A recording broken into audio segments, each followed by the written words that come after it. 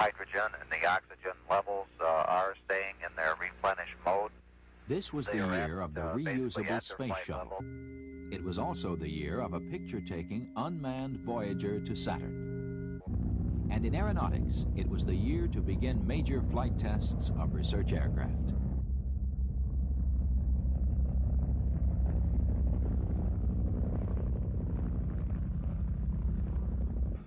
As astronauts John Young and Robert Crippen headed for the launch pad, they represented more than being the pilots of this country's first space shuttle flight. They represented years of hard work by thousands of people and businesses, both large and small.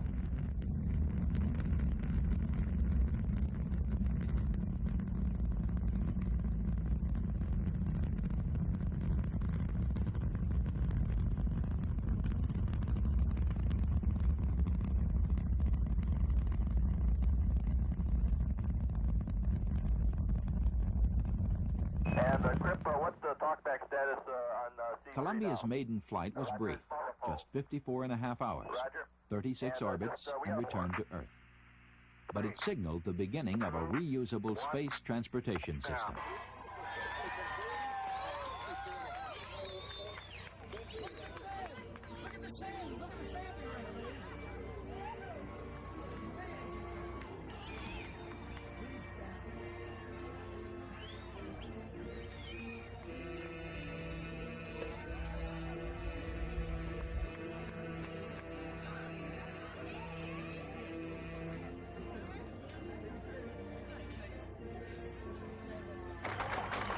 Weeks later, after Columbia had been returned to the Kennedy Space Center, cleaned, refurbished, and rolled out to the pad, astronauts Joe Engle and Dick Trudy flew Columbia into space again.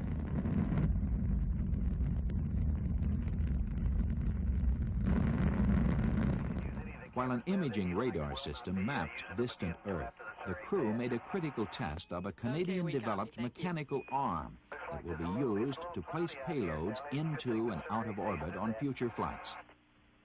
Even though the second mission was shortened from 5 days to 2 days because of a fuel cell problem, the crew managed to carry out nearly all major tests.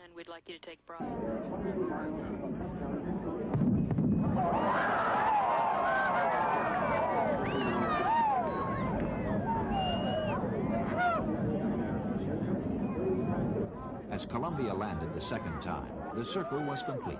A new generation of space travel had begun.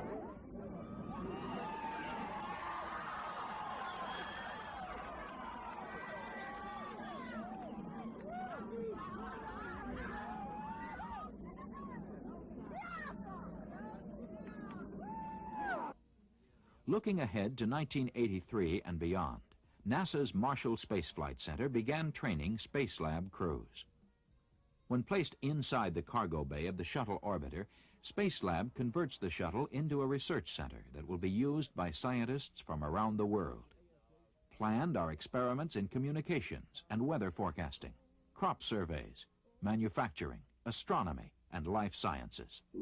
A mobile workstation, a concept developed by NASA's Langley Research Center, was tested underwater at Marshall's Neutral Buoyancy facility. The mobile workstation may be used by future astronauts to construct large platforms or antennas in Earth orbit. It allows a pair of pressure-suited astronauts to move horizontally and vertically and build systems that are too large or complex to fold up and transport aboard the shuttle. As Columbia took its place in the history books, a small unmanned spacecraft, Voyager 2, made its mark 1 billion miles from Earth. Voyager 2 approached and passed by the planet Saturn and its 17 fascinating moons, taking thousands of pictures and making detailed scientific measurements as it went. Those music-like sounds occurred as tiny particles hit and bounced off Voyager 2's plasma wave detector antenna. Saturn's vast ring system is made up of many small particles that orbit the huge planet in wave-like patterns. One instrument on board Voyager 2 actually measured the thickness of Saturn's rings and found that the edge of the main ring system is remarkably thin, less than 500 feet thick. Its atmosphere is dominated by a strong equatorial jet stream that blows eastward at 1,200 miles per hour. Those storm systems are something like hurricanes here on Earth, and are the means by which the internal heat energy of Saturn may feed the high-speed jet streams themselves. As Voyager swept by, it detected hot gases surrounding Saturn that are 600 million to 1 billion degrees Fahrenheit, the hottest gases ever observed in the solar system. For the Voyager teams, years of analysis lie ahead. In the meantime, the small spacecraft will be watched and guided toward its rendezvous with the planet Uranus in 1986 and Neptune in 1989. Preparations continued at NASA's Jet Propulsion Laboratory and in the Netherlands to make ready IRIS, the infrared astronomy satellite, now scheduled for launch in 1982. IRIS will make a comprehensive survey of the entire sky, mapping possibly 1 million infrared sources, many previously unknown. The results are important because most infrared light from the stars and other cosmic sources is blocked out by the Earth's atmosphere. Scientists have been studying the planet Venus for years, and a large number of them recently met in an international conference to compare their new findings. Apparently, there are two major volcanic regions on the thick-crusted Venus that serve as escape valves for the planet's seething internal heat. Venus clouds are upside down and are made up of a smog layer and a layer of sulfuric acid droplets that produce drizzle but seldom hard rain. During its early history, Venus may have been Earth-like, with cooler temperatures and an ocean. When the Space Telescope is launched and begins operating in 1985, it will send electronic data to a newly established Space Telescope Science Institute at Johns Hopkins University. The Space Telescope will provide astronomers with 24-hour views of the sky of unprecedented clarity. This specially outfitted C-141, the Kuiper Airborne Observatory, is operated by NASA's Ames Research Center in California. The Kuiper Observatory routinely takes astronomers and their instruments to altitudes above most of the Earth's distorting atmosphere. From there, they can examine distant galaxies and study their vast energy. Some of NASA's high-flying picture takers look down rather than up. Down at the Earth, that is. The high-altitude U-2 aircraft is a good example. In addition to aerial mapping cameras, these planes carry air sampling devices to study the protective ozone layer in our atmosphere. They are also helping to locate new water sources, assess flood damage, and fight forest fires. 2 Landsat satellites continue to orbit the Earth 14 times a day. From their 570-mile-high vantage point, they return images like these taken over rich California farmlands. Telltale red images indicate vigorous vegetation growth. The state of California is using Landsat imagery to inventory and map its irrigated cropland. Not all of NASA's research has application to airplanes or spacecraft. Sometimes that situation is reversed.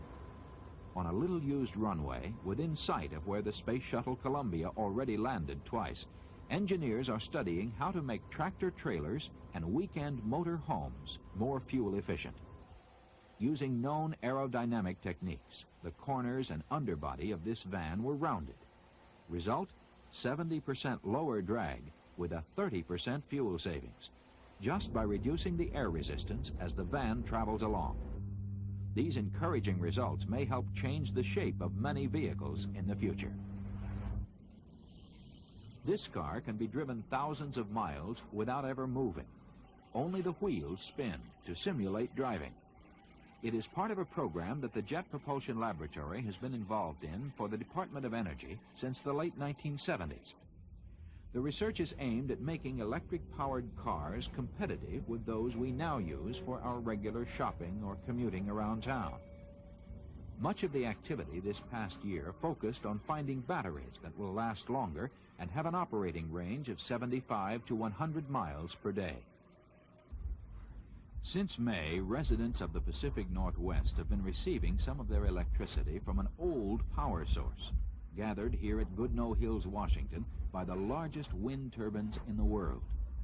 350 feet tall, with blades the length of a football field, the 3 computer-controlled turbines represent the first wind farm, a cluster of wind generators working together to act as a single power source. Built as part of the Department of Energy's Federal Wind Energy Program, the trio of wind turbines are managed by the Lewis Research Center and provide 7.5 million watts of electricity to the Bonneville Power Administration, enough to power nearly 2,000 of the area's homes. NASA launched satellites for a variety of users, including a new Comstar communications satellite for the Comsat General Corporation. Also launched was the second in a series of improved weather satellites, GOES-5, for the National Oceanic and Atmospheric Administration. In aeronautics, the NASA Army XV-15 tiltrotor, an experimental vertical takeoff and landing aircraft, completed proof-of-concept flight tests at the Ames Research Center. A pair of 25-foot propellers mounted on engines at each wingtip enabled the tiltrotor to take off and land like a helicopter. Once in the air, the engines are rotated forward, and the XV-15 becomes an airplane capable of flying at speeds up to 350 miles per hour. A tiltrotor's speed and comfort would make it an ideal intercity transport. It could also be the most economical way to service oil rigs more than 100 miles from shore. And because of its speed and endurance, the tiltrotor could be used to carry out long-range rescue operations, searching for 3.5 hours, then flying survivors to a hospital 200 miles away. Another plane, the Quiet Short-Haul Research Aircraft, or QSRA, performs exceptionally well in short takeoff and landing operations. By directing its own exhaust over the plane's upper wing, the QSRA is able to improve its short takeoff and landing performance. The QSRA's simple but versatile systems permit a wide variety of flight investigations that are providing important data to the American aerospace industry. Following a hard landing from 12 feet, it was decided not to repair the X-14B vertical takeoff and landing airplane. The X-14B is really a very sophisticated electronic flying simulator and has been used as a research tool at Ames for the past 20 years. The largest wind tunnel in the world, with a test section of 40 by 80 feet, is being made even larger. 6 new 22,500 horsepower drive motors are shown here being installed in the Ames facility. When complete, the improvements will add an 80 by 120 foot test section capable of handling full-scale aircraft with engines running. It will also increase the airflow in the existing 40 by 80 foot test section by 115 miles per hour. This busy wind tunnel has been operating 2 shifts a day for the last 30 years. Although this prototype propeller will never help pull an airplane through the air, it may very well be the forerunner of ones that may. A 10-bladed high-speed turboprop was tested in a wind tunnel at the Lewis Research Center in Cleveland.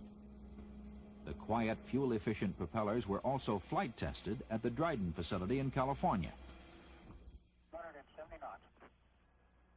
100. From the successful missions of the space shuttle, 20, 10, 5, 3, touchdown.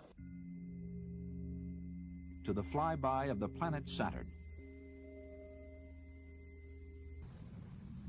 1981 was a busy and productive year for NASA in both aeronautics and space.